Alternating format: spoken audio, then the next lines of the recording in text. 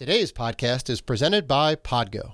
Podgo is the easiest way for you to monetize your podcast, providing podcasters with a flat rate for ad space so you always know how much you get when you include an ad from Podgo. Apply today and become a member and immediately be connected with advertisers that fit your audience. That's podgo.co at podgo.co. And be sure to add our podcast in the How Did You Hear About Podgo section of the application. Ideals like peace, freedom, and justice, they get packed up, but we can all go home. Well, I'm not going home. I'm gonna get on my boat, and I'm going upriver, and I'm going to kick that son of a bitch bison's ass so hard that the next bison wannabe is gonna feel it. Now, who wants to go home and who wants to go with me?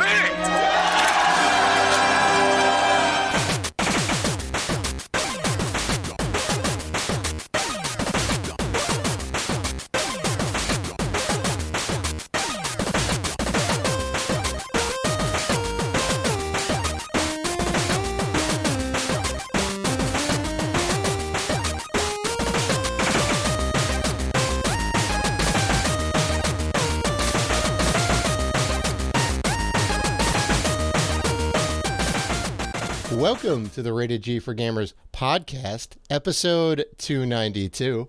Before we start the show, we want to thank all of our wonderful fans who have supported us. And if you want to show support for the Rated G Network, you can find us on Patreon at patreon.com/Rated G for Gamers. You can also find us on YouTube, Twitter, Instagram, and Facebook at Rated G for Gamers. And finally, please rate and review us on iTunes and Spotify. We appreciate all the love. I'm your host, Dave Rotino, and this is my co-host, Dan, the podcaster formerly known as Classic Robinson. What's going on, man? Well, there's there's some big news in the comic book world. Is that right? Well, no, there's some stuff going down right now. As we record this, DC fandom is going on. Okay, so they haven't. I think it's like a virtual event. Right. I think what, New York Comic Con just ended. Yeah, that was in person though. That was in person. That was in person. I thought we would have it more so like there, but I think they had it separately, right? DC fandom. So all the trailers started dropping for DC movies. Like we got Shazam 2 got that trailer that came out, but everybody's talking about one, Black Adam, The Rock. You got sort of a teaser trailer for that where you barely see him. I think that's The Rock. I think that's him. You barely see his face. He has the hood over his head. And, well, I mean, if he's built like a refrigerator and he takes up 3/4 of the screen, it's probably The Rock. See, I wasn't a big DC fan, right? I was more of a Marvel guy, so I don't know what the crown. There's like a crown, like they're in a cave. And there's a crown. They said the Shazam language, and then the Black Adam. I think that's Black Adam shows up, and he sort of sucks the energy out of one of the soldiers, and then the soldier just turns into like a skeleton, and then they start shooting him. And obviously, he's Black Adam. So Pierce Brosnan's in the movie, right? James Bond, the old James Bond himself. Right. I think he's Mr. Dr. Fate, right? Dr. Fate or Mr. Fate. Mr. Fate sounds a little weird. I think it's probably Dr. Fate. Dr. Strange. He's the Doctor Strange of the universe, right? He doesn't really fight. He puts the helmet on, and he's like knows all. He sees things, right? So he's kind of like Magneto, or not Magneto, Professor X. Yeah. I saw him. I first noticed that character in the cartoon, right? That was in the WB. So I didn't really read the comics like that, DC comics that weren't Batman or Superman. I didn't read any Justice League comics or anything. So that, but what caught my eye was the Flash, right? Because finally getting his own standalone movie. Michael Keaton reprises his role as Batman. Interesting. So they're doing the multiverse. They're doing the multiverse because I got to watch the trailer again. I watched it right before we started recording. And he's basically saying, like the Flash is like standing next to like two other people that look like they're dressed like the Flash. So I guess they're from other universes. And he's like, are you with us? And then you just see the back of Batman, and you hear Michael Keaton's voice. It's like, you're staying in my dimension or something along those lines. And it's like, oh, that's Michael Keaton. I can't wait. Now I want to see the Flash. I never thought I would want to see the Flash, but now I want to see the Flash. Mm-hmm. Yeah. Well, I mean, it worked for Into the Spider-Verse, right? Even though it was animated, but still, they managed to like cross all these different dimensions over, and pull in all these different versions of Spider-Man. Right, which is kind of cool. It looks like they're maybe doing that with the new Spider-Man movie, right? So that could be kind of cool. So I think they did say, as a side note, that the third Spider-Man movie is going to be a standalone. Like that's it. Like they're going to like put an end potentially to the that storyline. Okay, right. So we could see more Spider-Man movies later, but like that story, like it's a standalone. That's going to be it. It's the trilogy of the Spider-Man stuff. Yeah. So I took that as we're not going to hear any more like Iron Man references, maybe no more MCU references as much. Mm-hmm. Yeah. Okay. So that kind of makes sense. Yeah. They kind of want to like break that off and finish that up, right? Because the MCU is tight. You want to make sure the MCU is the MCU, and I'm sure Spider-Man's going to still pop in and out of the MCU, right? Yeah, well, I mean, look, if they're going to dip into the multiverse, this is how Tony Stark can come back from another universe. Don't bring him back. Come on, because you're eventually not gonna get Robert Downey Jr. even in a cameo role. It's just not going to happen, and you're going to have to replace him with somebody else. Not that they haven't done that with certain characters, a.k.a. Rhodey Rhodes, but... I think you're wrong. I think at the end of the third Spider-Man, he's going to doubt himself. He's not going to know if he could be the leader of all the other Spider-Mans. Mm-hmm. And he's going to get some friendly advice from Robert Downey Jr. Is this going to be like a Star Wars thing where he sees the ghost, the hologram ghost of like Obi-Wan Stark? Yeah. Yep. I think that's what's going to happen. Oh my God. Spoiling it right now. He's going to get... Maybe... Robert Downey Jr. is making a special guest appearance in this. Okay. Maybe it'll be like a voiceover narration, right? Maybe like a little bit, you have it inside of you. You can do it. Maybe. No. It's gonna be prominent. It's just gonna be cheesy. No, I don't think they would do that. I don't think they would. No, he's gonna be in another universe, or universe is gonna be collapsing, and he's gonna be. I'm telling you, we're gonna get like Tony Stark in a wheelchair, and the other universe that comes back and gives him like the advice to pump him up to go do it. So, as another side note to the side note, I watched Venom for the first time. The original Venom. Well, yeah. Well, I mean, we know Venom and Carnage. That movie's coming out next year. I watched the first one.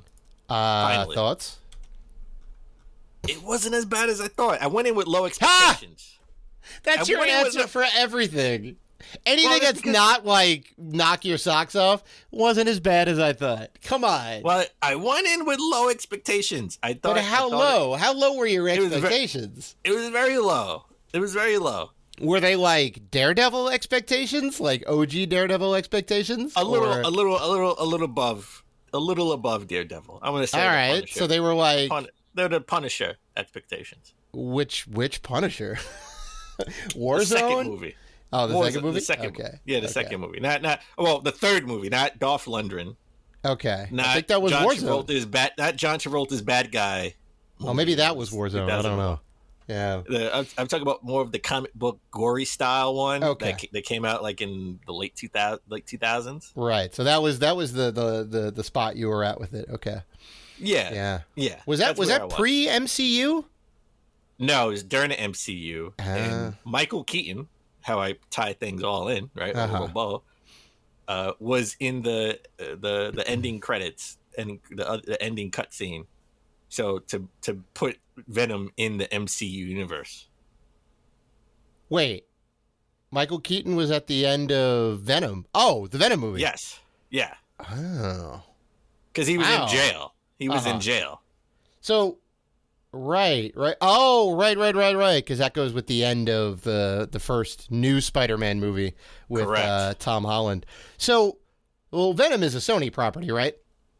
Yes. Anything that's in the Spider-Man universe is a Sony property. So right. So that goes into Venom, Carnage. Yeah. Right. So then also the Morbius movie probably. Morbius that's also movie a Sony. Is, okay. Yep. That is a Sony property. Right. And Spider-Man is really the only one that hops back and forth between those universes.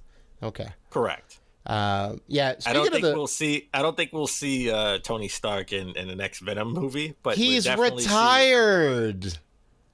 And unless you're going to reboot the whole entire thing, which you will have to do eventually because everyone's going to age out of the roles. In 10, 20 years, come on. Yeah, exactly. You have to put Tony Stark to bed, right? That's the end of his arc. That's the end of his arc reactor. It has died. That man is dead. It's just like a wrestler. They always come back. They retire, but they always come back. Oh, well, sure. You know. I'll tell you, unless you're Stone Cold Steve Austin, he still hasn't come back. Yeah, not even for like a WrestleMania cameo or anything. No. I mean, he comes back to stun people out of nowhere for no reason. Okay. But he's not a wrestler. Like he doesn't come back to wrestle. Right. Yeah. The Rock beating him in WrestleMania. I forgot which WrestleMania that was. Right. 19. I think. Sure. It was 19. I was going to say 19, 20 maybe. Yeah. No. It was 19 because he came back in 20 to referee Goldberg versus Brock Lesnar, which was trash in Madison Square Garden. Which was the last WrestleMania at Madison Square Garden. So, no, Stone Cold still retired, and has no inkling of coming back. Not like Shawn Michaels. Shawn Michaels came back for a Saudi Arabia show. Saudi Arabia show. Weird. Okay. Well, the Saudi Arabia is paying them like $100 million for 10 shows or something like that for like a couple of years, like 2 shows a year. Sure. I would come back for that. So, yeah. But I saw Venom. I thought Venom was really good. I came in with low expectations. I thought it was really good. I was like, oh, okay, wait a minute. First it was not as bad as you thought. And now my original thought was this is not as bad as I thought, because I was going to say how are they going to make the premise of Venom sort of a prominent bad guy who's going to be in the next video game as the bad guy that we know of. How is he going to be like a, obviously the hero, quote unquote, of his own movie. And I think they did it brilliantly. I like it. I tell you what, they did a better job than Sam Raimi's Spider-Man 3 to bring Venom back. I mean, yeah, that was a train wreck. That was the major problem was the 3 villains. Why? Too many. First one had 1, was good. Second one had 2, and they managed to make that work really well. And then for the third one, they're like, well, obviously more villains is better. But no, they didn't have enough time. They were working on a 4th one, right? Oh, yeah. 100%. But I think partially because the third one did so badly. I mean, I guess it financially did okay, but I mean, nobody liked that movie. It did great financially. Yeah. So yeah. All right. But we didn't turn this before we turn this into a movie podcast. Dave, we have an awesome show this week. Coming up, we're going to talk about the Nintendo Switch Online expansion pack price and date revealed. Finally, we know when we're going to play some N64 games on the Nintendo Switch. But before we get into any of that, let's begin with the Xbox Series X mini fridge has been revealed, and you can pre-order it now. And surprisingly, it's only $100. Right. So, I thought that was a very reasonable price. I don't know about you. Oh yeah, I thought it was going to be $200 when it came out. Right, because it's, mini fridges alone, as far as I understand, cost about $100 to start. Right, they're not very big. They're kind of tiny. This is a themed mini fridge, so you kind of have the you get the skin and the whatever else and the colors, and it's kind of special. I figure it'd be like you said, like $200. But yeah, it's kind of cool. Question is, are you gonna get one? I want one. Mm-hmm. I'll say this: I really do want one. Mm-hmm. I don't think it's sold out right now per se. Mm-hmm. It could be as of this recording. I don't know. I haven't checked. Mm-hmm. Do I need a mini fridge? No. But I do want this. Nobody needs a mini fridge as long as you have a regular fridge. Some people need mini fridges for the game, for the game room. Oh my god! You could just go to the fridge and get your drink. That's come on. I'm a gamer in the basement. I'm too lazy for that. I need the mini fridge right next to my PS5 router. That reminds me of an old Quake 3 advertisement in the old like PC game magazines, and it was like this dingy room, right, with like a souped up PC and a big CRT monitor, and the seat for the room was just like a toilet seat. And then it had like Quake 3 on the screen, and it's like everything you need or whatever it is. Come on, when the Switch was first revealed, everyone said, "Come on, you know this is playing on the toilet. You played it on the toilet, right? Exactly. Yeah, exactly. And I can take it even back when the Wii U was revealed. They said, you get if it's close enough to the machine, yeah. You play your Wii U on the toilet. Come on. Listen, I'm not above that. So are you gonna get the mini fridge? No. I think it's super cool. If I had more room, sure, maybe I'd get it. I think it's kind of neat. The tube TV behind you. Yeah, I do. That takes up like triple the space of the mini fridge. Hey, you can move that. Just move that somewhere else to put the mini fridge I don't. Right there. No, there is no need for it. While we're doing the show, it's just cool. While we're doing the show, you could crack open something cold to drink. Out of your I mean, it's just not. It's not necessary. It's not necessary. But I mean, I'm about it. I think it looks really cool, and the price is right. People are gonna eat it up, guaranteed. When you're watching your favorite YouTuber play video games, they're gonna probably have one sitting around on the side, guaranteed. Speaking of things that are not necessary, what's not really necessary. Mm-hmm. Games for the PS5 and Xbox Series X to be announced, and then later on the Switch version announced. Boy. Why can't they all be announced at the same time? And this is my frustration. This is a semi-gamer grief, and this comes from Alan Wake Remastered. Okay, mm-hmm. So I don't know if Alan Wake is backwards compatible with the 360 game, the original 360 game, backwards compatible with the Xbox Series X. I think it is. Don't quote me on that. So I went out and I bought the remastered version for the PS5, mm-hmm. just so I have the option. I can play it on an Xbox backwards compatible. I can play it on the PlayStation, right? Because mm-hmm. this was a 360 game only.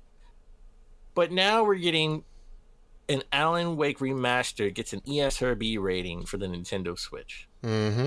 Mm-hmm. Right? Overseas. So you know what that means. Just like the GTA Trilogy got an ESRB rating, it is actually going to come to the Switch eventually. Mm-hmm. Mm-hmm. I would have preferred to play this on the Switch. Why is that? Well, okay. I hate spooky games. Not a spooky game guy. Yes. Right? Not a fan of Resident Evil. Don't like the jump scares. Not a fan of Resident Evil. Mm-hmm. I'm a fan of the first one because I have nostalgia for that. Okay. That's because I was forced to play it because that's the only game I had, right? It's the mm-hmm. only new game, so it's like you gotta go for it. Mm-hmm. But now that I have a lot of games and I have this collection behind me and surrounded me, right? Mm-hmm. If I put a spooky game on, I get spooked. I say, screw this, I'm done. No. But if I have it handheld and I'm on a plane, bus, or train, or car, I'm forced to play it. And I like having things mostly in a cart than a disc. Unless you tell me the cart only has assets and you got to download the game. That sucks. I'm looking at you, Capcom. So well, okay. So all that aside, really the issue is you get to play it around people, so that it's less intimidating. Okay, I get that. That's actually kind of interesting. Okay. So it's not necessarily the portability of it, being able to play wherever you want to and whatnot, is that you can play it in broad daylight with other people hanging around, and it makes it more palatable. Okay. I can get behind that. So I'm a little peeved off that it may be coming to the Switch. I mean, listen, every time we do a story of an ESRB rating in another country, like 3 months later, it comes true. So we know there's something to this. There's some validity to this. So I just don't understand why couldn't they just wait to release the game and have it for the Switch too? Like, what was the delay in the Switch? Yeah, I don't know. But I feel you. The first time we saw this. I feel you with the whole, like, staggering the announcements and the whatever else, and like now it's coming to whatever. I couldn't tell you what. I mean, there's a number of things that it could have been. Obviously, maybe there's NDAs, or could have been on Nintendo side, or who owns Alan Wake now? Is that Microsoft still? It's on the it's on the PlayStation. I mean, like Control. Control is Remedy. Yeah. Remedy. Okay. Yeah. Control is so I mean, everything. it could have been on Remedy's side. Maybe they didn't want to announce it just yet for whatever reason. Hard to say. I mean, there was obviously a reason behind the whole thing, but so I mean, are you gonna buy it again for the Switch? Is that what's gonna happen? Hey, no way. Okay. I'm done. That's it. Unless I find it at a garage sale 5 years from now. Okay. So, all right, Dave. As we always try to start the show, but epically fail. What have you been playing? Well, I'm gonna let you go first, Dan, because I know you got something interesting. Well, no, okay. So I got my. If you're in the video version, I got my copy of Neo Geo. Neo Geo Pocket Color. Right, collection of Neo Geo Pocket games. I love this handheld. This is one of the most underrated handhelds of all time, right? And I've actually, funny enough, I've been playing a lot of Metal Slug Second Mission from this, and I think it's pretty cool because you get the Neo. It doesn't put it in full screen. At least I haven't seen it. When you pop in the screen, you see the Neo Geo Pocket handheld, and then you see the little screen. So nice. I've messed around with the settings. I haven't found a way to stretch it all out. I don't think it can get stretched out. I don't think I would want to stretch it all out to the full screen because it wasn't made for that. But I think this is pretty cool. I love this thing. And I've also been playing a little bit of Fatal Fury on here, but mostly Metal Slug Second Mission. I thought I would just pop in and out, but it's so good. It's so good. Nice. And I do have the original. I do have the Pocket Color, and I have Metal Slug First Mission, and I have Sonic for the Neo Geo Pocket. So I do own this console. I don't own a lot of games. I don't think I only own 2. I have to look that up. But you know what? I think I'm going to start collecting some more games for this console because this was an underrated system. Yeah. Nice. Okay. What have you been playing? Well, I would tell you that I've been playing Diablo 2 Resurrected, but they're still having server issues. And I kind of found out why. What's happening with Diablo 2, and I looked this up a little bit, is apparently people are creating new characters, rolling a new game, and then checking to see if that game is the proper seed. Right? Because the game's like randomized, right? Yeah. So like you can get different level configurations, right? That's why I'm not a big fan. Well, I mean, it's not completely random. I mean, you're still going out there beating people up and whatnot, but they just changed the way the level layout is. Maybe the exit of the town is on the south side versus the left-hand side. Maybe the cave is in the upper left-hand corner versus the bottom right-hand corner. They kind of mix it up a little bit, change it around a little bit, so it's enough new. But apparently, I think there's some things in the game that you can tell whether it's going to be a good seed or not, and you're going to get like proper magical items or an easy way to get magical items or whatever. So there's a whole system where people keep creating new characters, try to log into the game, delete the character, try it again. And it's taken a huge toll on the servers, right? Okay. Apparently people weren't doing this back in the day when they'd make the online version or whatever, but I think that's part of the reason why the game keeps crashing and they're having these server issues. So now there's a whole like queuing process, right? So you log into the game, you're ready to go, and you have to wait in line with everybody else. to try and mitigate the issue. So you could be waiting up to 5, 10, 20 minutes. Not ideal. Not ideal. I'll say that. So I'll get back to the game someday. That sucks. Yeah. But what I've actually been playing is Metroid Dread. Surprise! I knew you would love this game. This is good. This is the Dave game. It's very definitely good. A Dave game. Look, it's different. I will say that. How do you like the Emmys? I think they could be better. How so? Well, I like the whole terrifying. Yeah, they are, but I think they could be more terrifying. No. I want to make it more terrifying. I want to leave it. I want to make it less terrifying. I mean, I like it because, like, they initially turn it into, like, a survival horror type thing a little bit, right? Because you can't actually destroy them.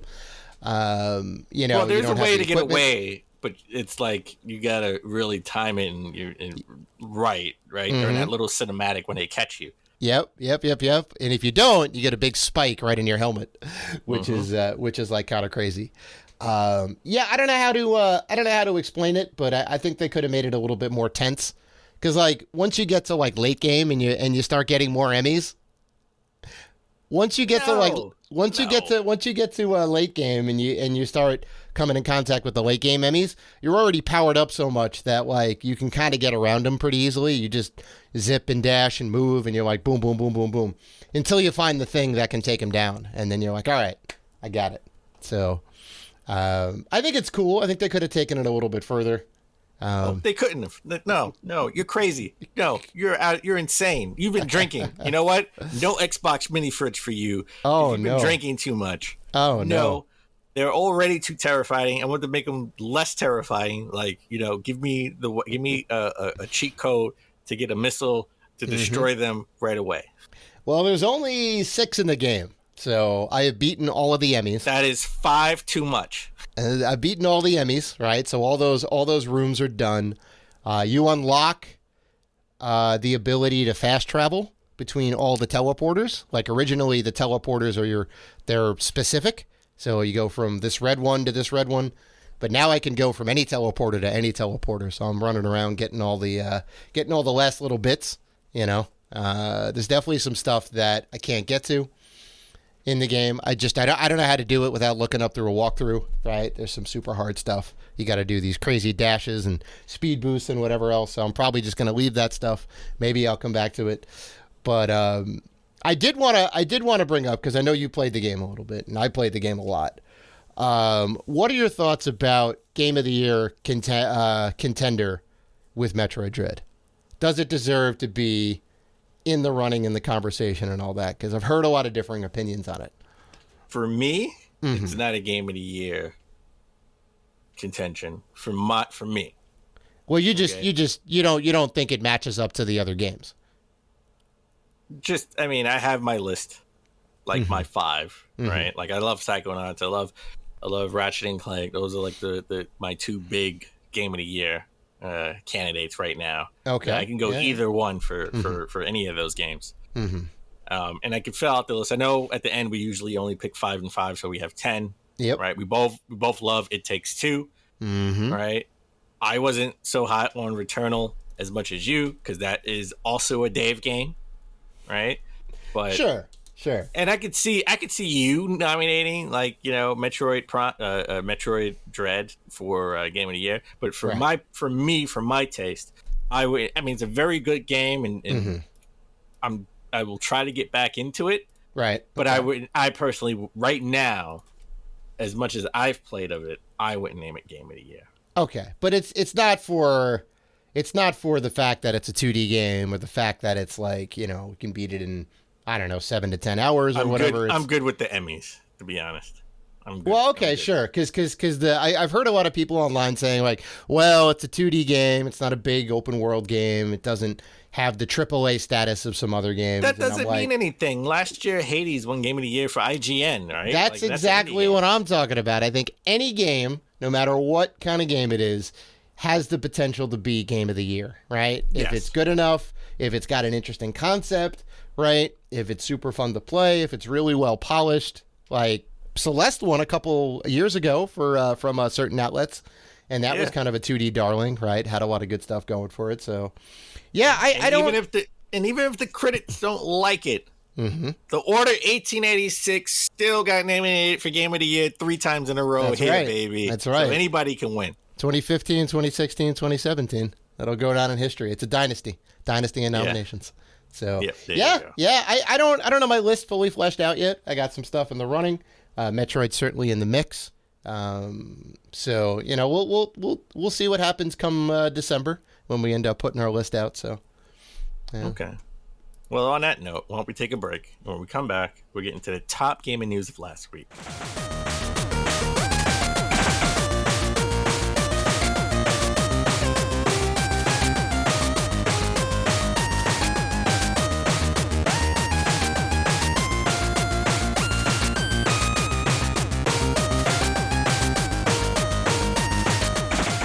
And we're back. Why don't we get into the top gaming news of last week, and let's get into our lead story. Nintendo Switch Online expansion pack price and release date has been revealed, and boy, is the internet pissed off. I gotta tell you, I'm pissed off too, for a different reason. You know why I'm pissed off? I don't know. Because I got the Genesis controller. I'm calling it the Genesis Joy-Con. Okay, that's what I call it. Anything that they play on the Switch, I call it the Joy-Con. I got the Genesis Joy-Con. Okay, fair enough. But the N64 Joy-Con sold out. Yeah, that sounds about right. Sold out. Yeah. Sold out. Now, I am very confident that I'll be able to get it later because the SNES Joy-Cons or wireless controllers were also sold out, and I missed it, and I had to wait 2 months to pre-order, not pre-order, but to order it. So I'm very confident at some point, maybe during the holidays or beginning of next year, I'll be able to order it. So these are only available for people who are subscribed to Nintendo Online, the service, right? Correct. Okay, so that's smart, right? Because you can't really, you can't use the Genesis controller with any Switch title or anything else but those Genesis games, right? Like, not true. You can play any of the controls with any game. Just other buttons won't work because they're obviously not compatible. So you don't have enough of the buttons, and they're not compatible. Yeah, you can play Super Nintendo game. You can play Nintendo. Well, I mean like a Switch title or something, right? No, you can play it. You just only have 3 buttons, no analog sticks or anything like that. Yeah, correct. so there's no to your detriment to do that, but yeah. Right. You wouldn't be able to play it fully. There's not enough buttons on there. So you would never buy it, right? You would want to buy it to use it. Or in the point that I'm bringing up, you would buy it to resell it. So I think it's smart that they lock it behind you having to have the online service. Because it goes hand in hand, right? You want to use the Genesis controller on the Genesis games, or maybe even the Genesis controller on the Nintendo games. You could totally do that, right? Correct. Because I think you have enough buttons to make that work. So I'm okay with that. Yeah, I'm 100% okay with that. And for people like Dave who are mad that they didn't put out the 6-button controller for the Genesis in the US, only Japan, you can use the N64 controller, which has more than 6 buttons on Genesis games. Yeah. It'd be a weird experience, but I guess you could do that. But I'm kind of mad that the N64 controller sold out just like that. I don't know how many pre-orders they had. They really should let you buy 2 and that's it per user, right? Or per account. Should only be able to buy 2 within a time frame. Yeah. I'm sure there's someone out there who bought like 10 at once, right? Yeah. But I missed it because I wasn't really paying attention. Work or life kind of got in the way where I kind of caught it late, and I still was able. I think the Genesis controller is sold out now. I could be wrong about that. I don't think I saw somewhere online that it was sold out, but I did. I did get one, so I'm happy about that. Okay. They come out. It launches October 25th, so towards the end, another week. But people are really pissed off at the price. We thought this would be, well, at least I thought this would be double the price, right? Because the original, if you want Switch Online service, which gives you, saves in the cloud, you can play online games with friends. You have a plethora of NES and SNES games at your disposal to play. for $20 a month. They do have a monthly subscription, which you are insane if you actually do it a monthly subscription when you could just pay $20 for the year. Yeah, like unless you just wanted to like try it out really quick just to see if you want to do the year. But no, because it's what is it? $3 a month? $3.99 a month. Right, so $4 a month times 12, $48. It's more than double the price if you just do the year. Right? Just do the year. And not to mention, you can get up to 5 people or 5 accounts on one Nintendo Switch online purchase. So, if you got a bunch of people in the family, you got a bunch of friends, you want to put a group account together, it's like $4 to $5 a year. Yeah. It's super cheap. But I think the family plan is like $40 too. Oh, yeah. Oh, okay. Yeah, okay. So maybe that is it. The family plan's a little bit more. But even still... No. The family plan is $40. Okay. $39.99. Okay. If you want to do it yourself, just for you, like I have, it's $19.99. Oh, a single is $20. The family is $40. Okay. Yeah. Even still, 40 divided by 5, you're going to have the 5 people, $8 a year. So pretty good. We got the pricing. I originally said I want it to be $10 extra, but I think it'll be $20 extra. It is more than that. It is $30 more. Oof.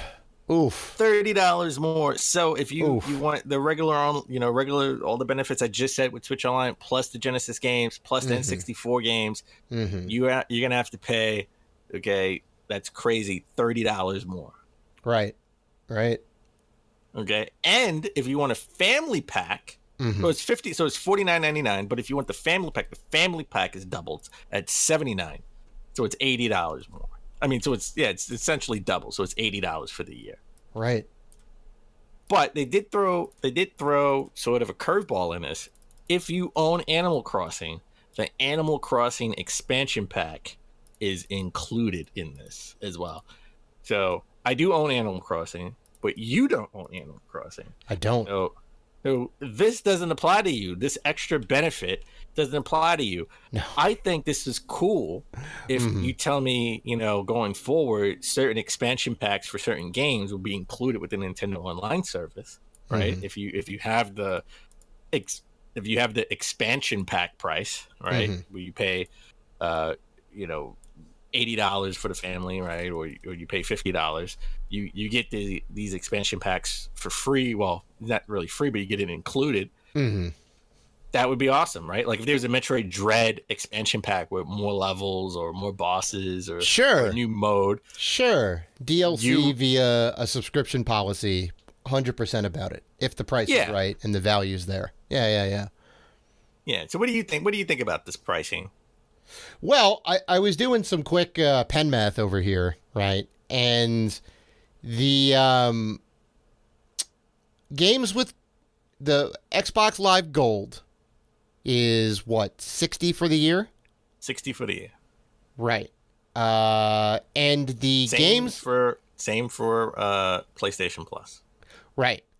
So with that, you get like 2 free games a month, right? Which are random. Newish games, right? And you have to download them within that month, otherwise you lose them, right? It's a use or lose situation. Once you download them, you're good. But you have to claim them.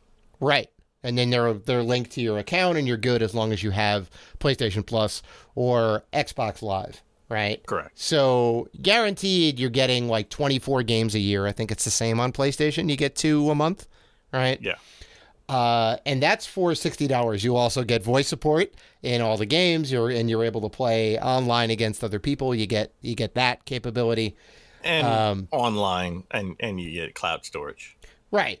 And you get text chatting and some other stuff. So I love all the text chatting I get from the porno bots that want to request. Well, hey, I'm just saying, feature for feature, right? Looking at what Xbox Live and PlayStation give you, right? And then you get into Games Pass, right? And I guess Games Pass is the analogous thing of the Nintendo Online service, right? So if you're looking at, $80 for a year, right? How much is Microsoft's Game Pass comparatively to the Nintendo one?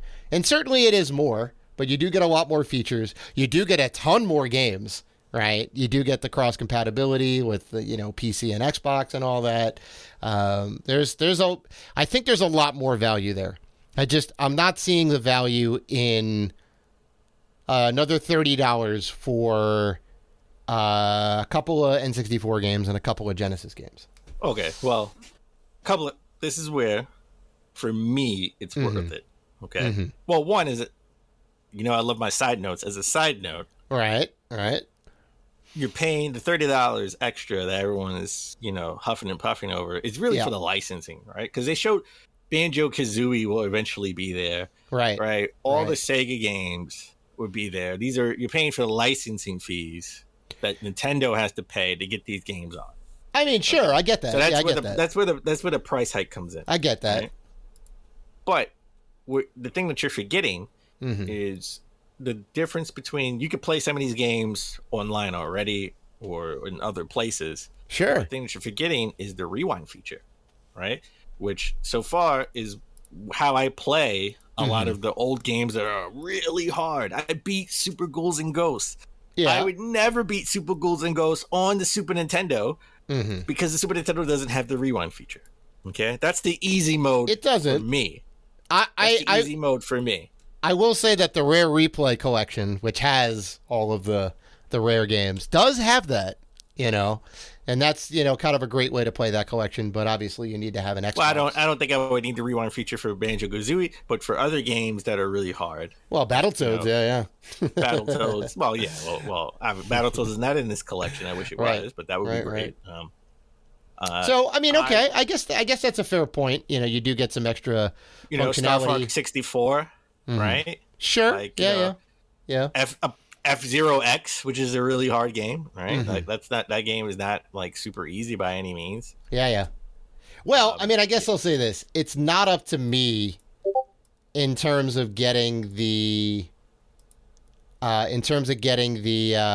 expansion pass, right? Because that's what it's called. Because I'm in a group. I'm in a family plan with a bunch of people, so we'd have to discuss it, whether it's worth it, and we're all willing to pay a little bit extra for N64 and Genesis games. So maybe if we all decide to do it, then okay, I will go in on that. But if I was doing a solo account, probably be a pass. I'm definitely getting this October 25th. Okay, it's just an extra $30 a year. Just an extra $30 a year. That's half a AAA game. Not if it's on the PS5. Well, yeah. So I'm looking forward to it. I want to play it. Mm-hmm. So let's stay with Nintendo. And I know let's talk about Metroid. I know you're playing Metroid Dread. You're enjoying it. Maybe possibly game nominated for Game of the Year 2021. Sure. By Dave. Definitely not me. Sure. Right. But we know Metroid Prime 4 is on its way. We already had a Metroid trilogy on the Wii, and heavily rumored that Metroid trilogy being ported to the Switch. Yep. Right? Before Metroid Prime 4 comes out, or maybe around the same time. Who knows, right? And that's a smart bet right there, and I would take that bet. But people are clamoring now for Metroid 2D collection, right? Which is the original Metroid 2 Samus Returns, both Game Boy and 3DS remake, Super Metroid, Zero Mission, and Fusion. So essentially that's 6 games right there. Yeah. Right? So what do you think about having a collection that you're probably going to have to pay $60 for, and everyone's going to be mad? We're paying $60 for old games, but it's 6 old games. I think if they do enough quality of life features, you're good, right? Save states and maybe even a rewind feature. Package it up with a little bit of like history. Put a nice kind of skin UI over it, right? You get a nice game selector. You can, look at some of the history of it, right, and kind of read like some of the backstory. If they include full color manuals in there and all of that, I think it kind of makes it worth it, because every one of those games is good to amazing, right? It's like, well, I don't know. I can't really use the Dave scale, because like There's a couple of games that aren't fantastic. Like the original Metroid is a little hard to play because it's stiff, but it's still monumental and amazing for what it is. It should be a part of the collection, I think. And then you get remakes of the first one with Zero Mission. You get a remake of the second one with Samus Returns, which I think are much better versions and really kind of add good quality of life features. But, if you do some stuff for the original Metroid, you do some stuff for Super Metroid, and maybe some stuff for Fusion if it needs it, I'm all about the $60 price tag. Hands down, I'll buy this day one if they end up making a physical, which I think they should, I'm gonna say they should, and I bet you they will, and it'll be a limited edition, right? Just like Super Mario 3D collection was limited, and I'll tell you why I think they'll do that. You can play the original Metroid or NES Online, right? And on the NES Mini, and on NES Mini. I think they want you to forget about the Mini, right? So right. It's not. They want you to play online. You can play. You can play the original Metroid online, and they actually have one where you have all the weapons, and you can just go and beat Ridley, right? Or Mother Brain, you mean? Mother Brain, sorry, Mother Brain. Yeah, and then you have Super Metroid on Super Nintendo online already. Sure, right? Sure. So those games you can play already if you subscribe monthly to their service. At some point, I think they're going to want to put out Game Boy Advance games on their online service, right? And Game Boy games on their online service, which is heavily rumored to have Game Boy and Game Boy Color, where they're going to have Samus Returns, and they're going to have Zero Mission, and they're going to have, like all the first party stuff, right? And Fusion. So make it limited at first, where you can play it for a limited time, and then after that limited time, they're going to announce, hey, you can play Game Boy Color, and Game Boy Advance games online if you subscribe to the service for an extra $10 a month or $10 a year. Right. Yeah, that would be a compelling reason to make it limited. And I think you're right. That's why they did it with Super Mario 3D All-Stars or whatever it is, or 3D World or whatever that compilation was. Because I mean, you kind of then devalue the online service a little bit. You want people to pay for it. So, I mean, I hate that they would do it as a limited service, but if they do it, I'm going to be getting it day one, 100%. Oh, 100%. I'm definitely. Yeah, and it's like you're just printing money at that point because everybody everybody loves the 2D Metroid games. Like they're freaking beloved. So, all right, let's shift gears and let's talk about Sony. Before the PS5 was announced with the dual sense, right? It's so hard not to call it the DualShock 5. I know, because they've had 1 through 4. All the rumors were surrounding patents that Sony were filing, and we thought we would have the DualShock 5 would be more of like a Wii U controller with the screen on it, right? And I said it would be cool if it was like a PSP, just with like better grip, so you can have a better handle on it. And those rumors are coming back to life because there's another patent that they found, right? The latest Sony patent sort of has a screen on a screen in the controller. So, it's bringing people Wii U vibes. And I want to say, I think this would be awesome. I think it's a good idea that they didn't make this the main controller, right? We had the dual sense. But I would totally buy this. Like, this would be awesome if it was sort of like, instead of the touchpad, it was like a touch screen. Where maybe you can have some extra functionality, which first party games would utilize, not everybody, which I'm okay with that, right? Like, inventory menu system. You don't have to keep pausing the game. You could just look at the screen in your hand, or, you can use it as sort of like a Wii U, where you can have it as, a dual screen support for multiplayer, or you could just use it as an extra screen if somebody wants to watch TV. I don't know how big the screen would be for you to do that, right? Like, it would have to be a significant size to do something like that. But I'm okay with having a screen and a controller. You're looking at a game pad versus like a tiny little LCD indicator, right? Yeah. In that case, I'm okay with that. And I'll tell you why I'm okay with that. Because we haven't had that done in an interesting way. If Sony can find a way to utilize this, right, and devs find a way to utilize it in a really good way, a really useful way, it. I mean, this thing's going to cost money. It's not going to be cheap, right? But it's not going to be an OLED screen, so it won't be that expensive. But I don't know about that. It could be. It could be. Oh, yeah, okay. Screen. But then you're looking at like a $200 controller, $250 controller. Well, okay. So I think, like, if you look at the Wii U and why it failed is they forced, for certain games, they forced people to use the second screen. Looking at you, Star Fox Zero. That's why people hated that game.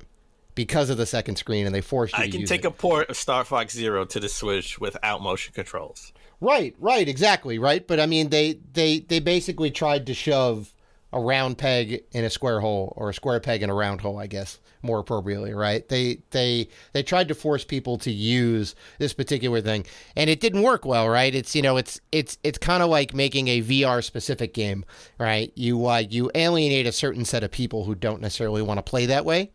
So, depending on how you do it, if it's an optional second screen, like I would have thought that it would have been really cool if the original controllers had an LCD touchpad or an LED touchpad or an OLED touchpad that had like little indicators and different things that could pop up, and maybe you get like, weapon and ammo counters and whatnot as like, that's like kind of cool, adding some new like kind of extra flavor to it.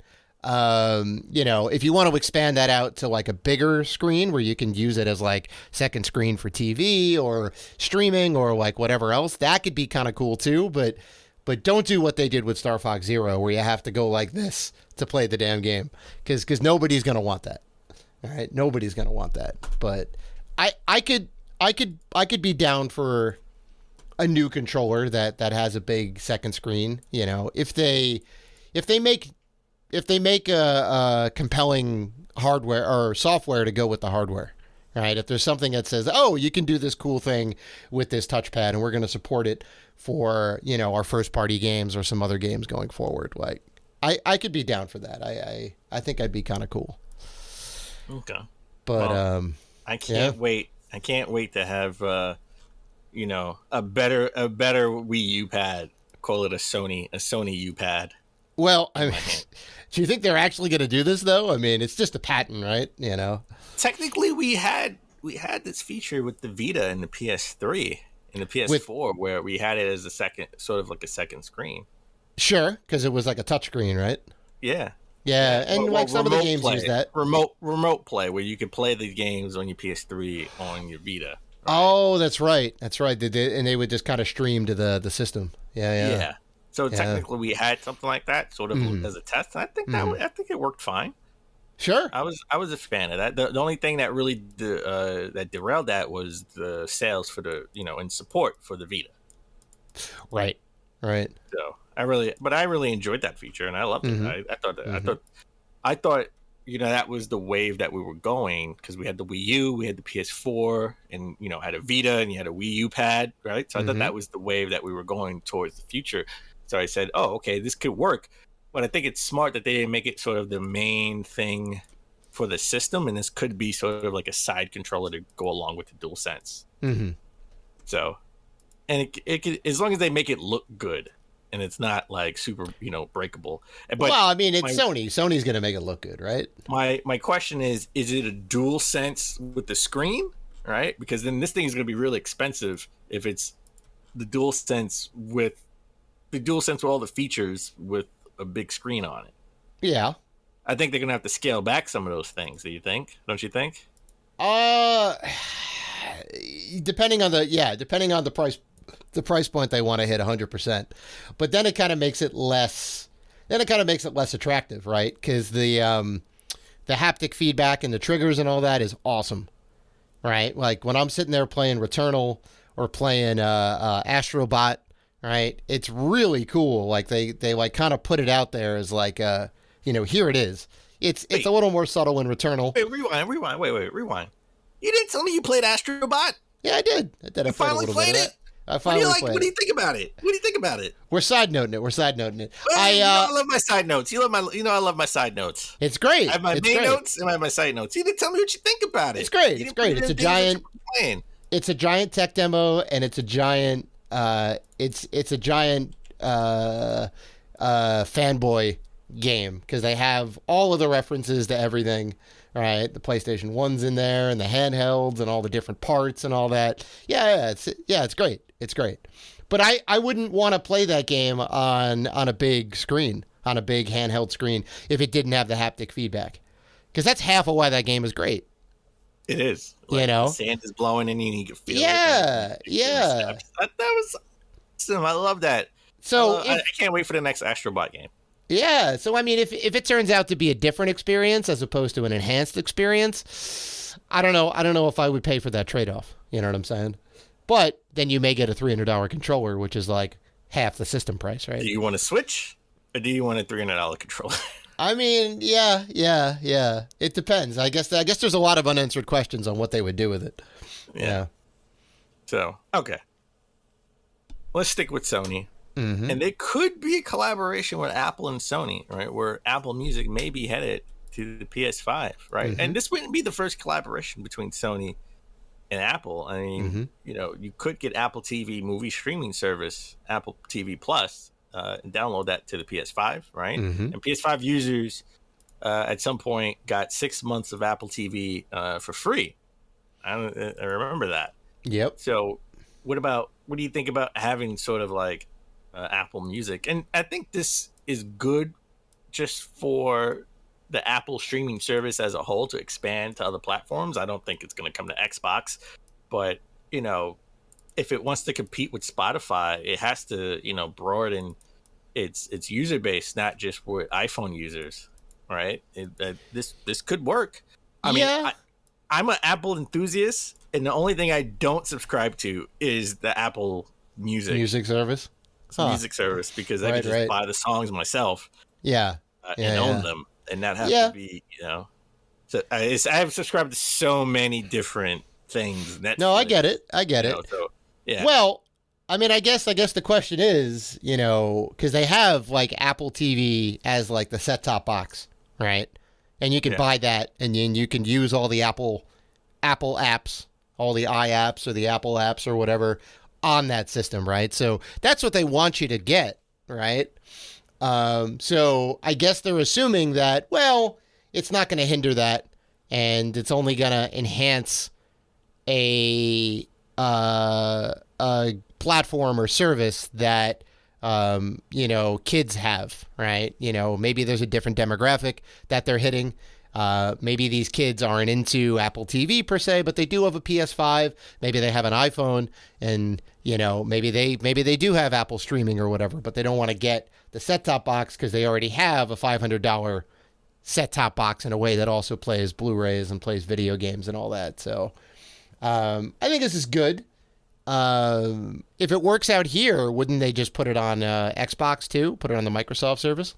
That's if Xbox would allow them, right? I mean, Microsoft.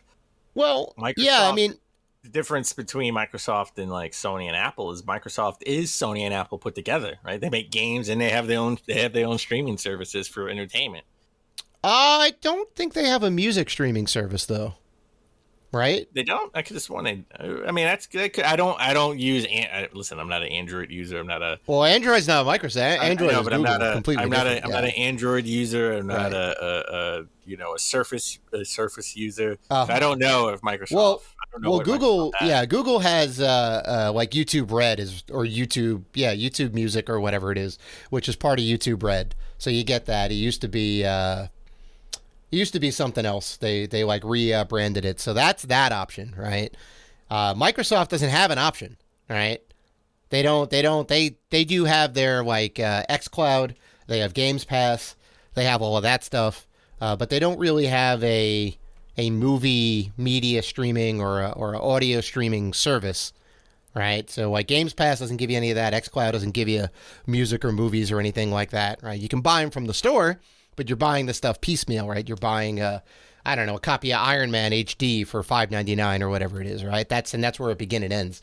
But it's not like a Games Pass a la carte system. So it would benefit Microsoft greatly if they could get Apple Music on there. Apparently, Microsoft did have a streaming service once upon a time called Groove Music. Oh, sure. And, yeah. Right, and they killed it. They killed it they pretty much took it down a few years ago and pointed people into Spotify. So I don't know if they have sort of something with Spotify where they point people into Spotify, and Spotify is like one of the number one apps on their store. Sure. If you want streaming music. So yeah, because that's the big competitor for Apple in terms of Apple Music is Spotify, right? Those are like number one, number two. That's everybody. That's every streaming music streaming services. Number one, they're the WWE of streaming services. Yeah, music, right? Spotify. I mean, it's very good. The selection's great. The mobile app is fantastic. All right. By the way, a lot of good stuff. By the way, they have a free version. If you want to listen to Rated G for Gamers, we're on Spotify as well. That's right. That's right. Every episode. So, with that said, let's get into our final story, and that is FIFA.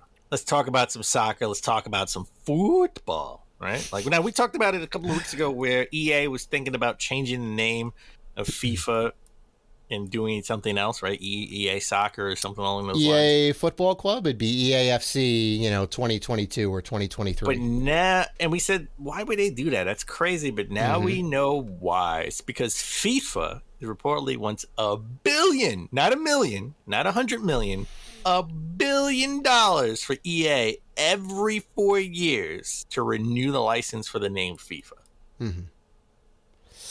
Now, EA, by the way, can afford it because I think they make $1 billion a year just on microtransactions alone. Well, yeah, or 1.5 billion, or some crazy number like that, right?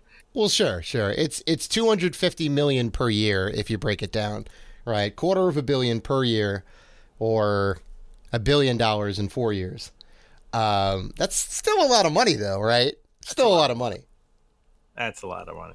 Yeah, and what it kind of really comes down to, right? So when you look at a sports title that doesn't have a license to it, right? We'll get something like, I don't know, let's go back to 10-Yard Fight on the original Nintendo, right?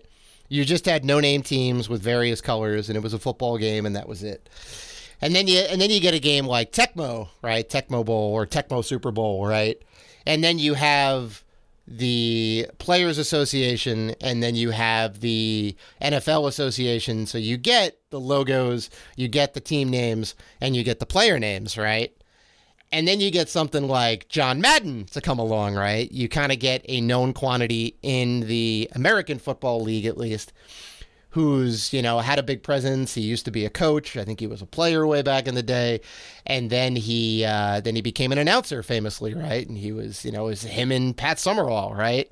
And you got John Madden as like the face of the game, and you'd see him be digitized. And then when they got to actually doing announcing, like he was the announcer with Pat Summerall, and like that was kind of cool because it felt like you were in the game, right?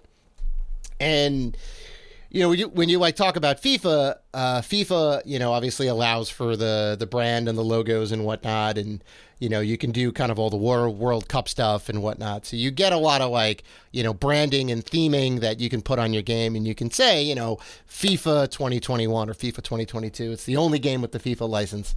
They don't license it out to anybody else. It's just for EA in this case, right?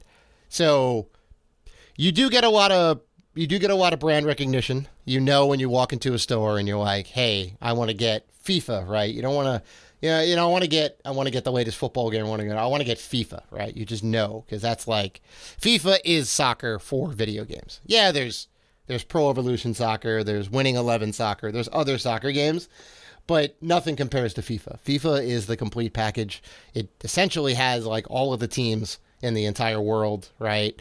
It finally added the women's league in there, but it's got all the different stuff. It's got, the World Cup updates when they end up coming around. So you do get a lot with that, right? Could they do it without the FIFA license? I think so. You just take out all of the FIFA branding and all that, because as far as I understand it, all of the football leagues and clubs and whatnot all kind of have to be negotiated separately. Right? So FIFA doesn't own the rights and branding to Manchester City. It's not like Man the United. NFL, NBA, or NHL, right? Well, I guess like the equivalent of NFL or the NFC or the AFC would be like the UEFA, the UEFA, right? The, I don't know, whatever European association of football or football association, right? And that I think covers like, I think that covers all of the all of the European leagues, right? Or you look at like the Premier League is like all of the English teams and whatnot. So I think it all kind of breaks down into all these different countries and all these different leagues. There's secondary leagues, so there's a lot of licenses and whatever that have to be organized. And I don't think it comes from FIFA top down. I'm sure there's some stuff that they own. They obviously own the World Cup and all of that. So that kind of branding or whatever, that kind of all goes by the wayside. I don't think you would get that anymore, right?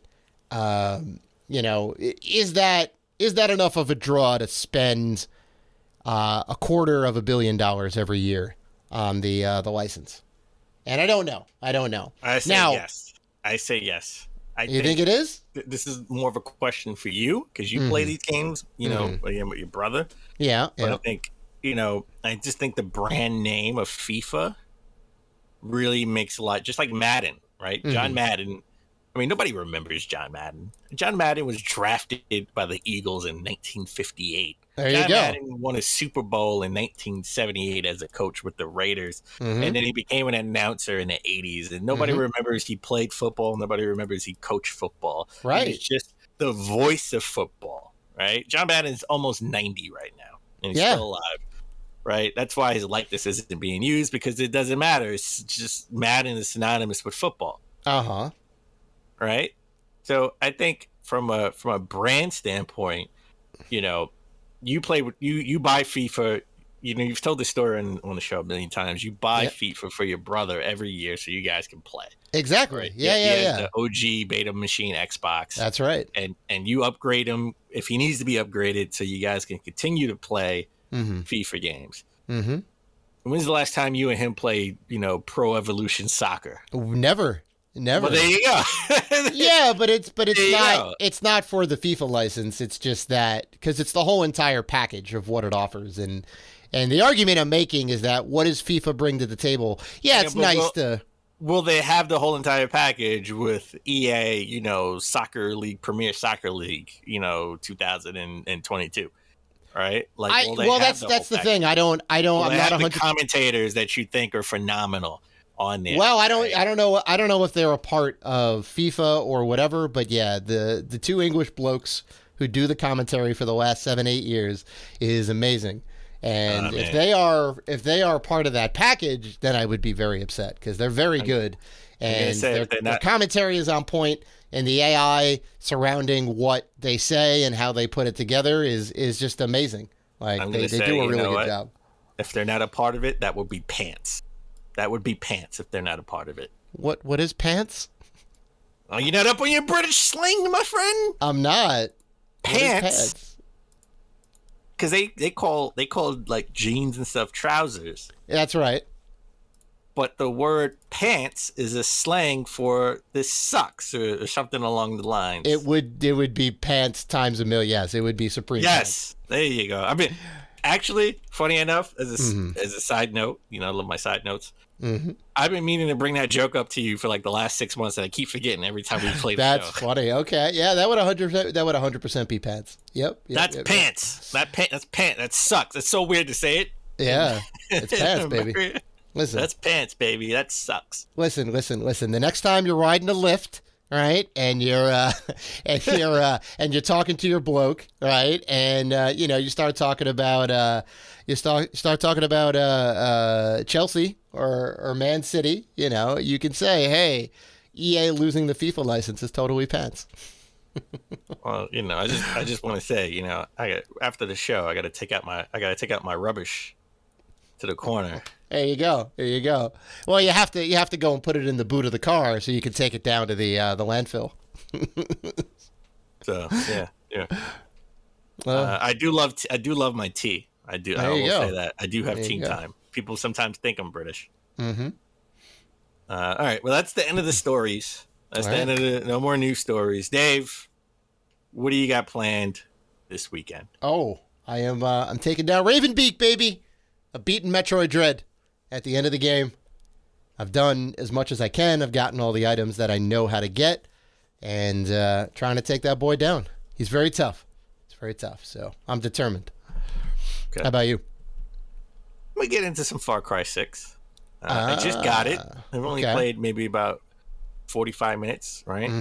I've been waiting in certain scenes. I've been just waiting for 10 minutes to see if I could just beat the game by not doing anything, or see if you're trying to do the Far Cry 4 situation where Pagan Man tells you to wait. Far Cry 4 and Far Cry 5 too. When you go to the small town in, I don't know, Texas or something, Oklahoma, and you're like the FBI agent or whatever. You go in to the ministry. You can choose not to arrest him and just leave. Oh, I didn't know 5, and that's how you beat the game. The same thing. Wow. 5 has the same thing. Yeah, that's funny. So I'm trying to find what they could do in Far Cry 6. And just like maybe turn around and just stay there for like 10 minutes, and then that's funny. So it's like, nah, I'm good. I'm good. I'm not a big Far Cry fan. I think I like Far Cry Primal more than any other Far Cry game I've ever played. Right? Really? Okay. Yeah, I haven't played the first 3. And the first one is on PC only. But I haven't played the first. Right. Well, Far Cry Instinct's on the original Xbox. That's true. I own all the Far Cry games. But I think Primal is the one that really got me into it. Like, I really like Primal. Yeah. So, nice. That's about it. That's about it for my weekend. All right. Well, on that note, that is episode 292 in the books, folks. We want to thank you guys for listening to the show, liking, commenting, doing all the good stuff that you guys do. If you want to interact with us, and we know that you do, you can find us on Facebook, Twitter, Instagram, and YouTube at Rated G for Gamers. Also, we are part of the Gaming Podcast Alliance. You can check out all of the fine podcasts featured on there at gamingpodcastalliance.com if you're looking for more gaming goodness. So, please listen, like, rate, review, and subscribe. And as always, keep gaming.